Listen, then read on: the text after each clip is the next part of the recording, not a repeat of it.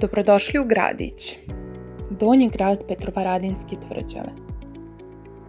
Ovo je mesto gdje je počela istorija modernog Novog Sada, a također i mog života. Kada pređete most, odmah ispod pijanog sata nalazi se Gradić. Gradić je više od 200 godina star. Preživeo je mnoge ključne momente u svojoj istoriji. Kako bismo ga sačuvali za buduće generacije, neophodno je da ga zaštitimo. Mislim da nisam na najbolji način razumela ovo mesto tokom odrastanja.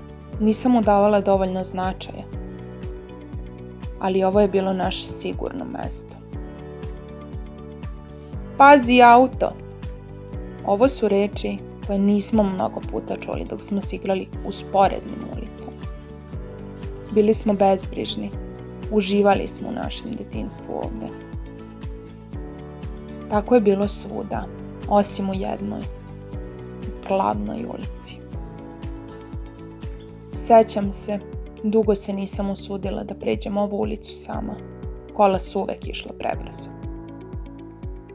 Ovo se nije promijenilo. Momenat kada sam se prvi put osjetila sigurno u glavnoj ulici je bilo kada je bila zatvorena za saobraćaj tokom Exit festivala. Sve je usporilo. Umjesto brzih automobila, ovdje se sada nalazila reka ljudi koji su pevali, radovali se i uživali. Pitala sam se zašto ne može da bude ovako svaki dan. Danas sam svesna značaja ovog mesta.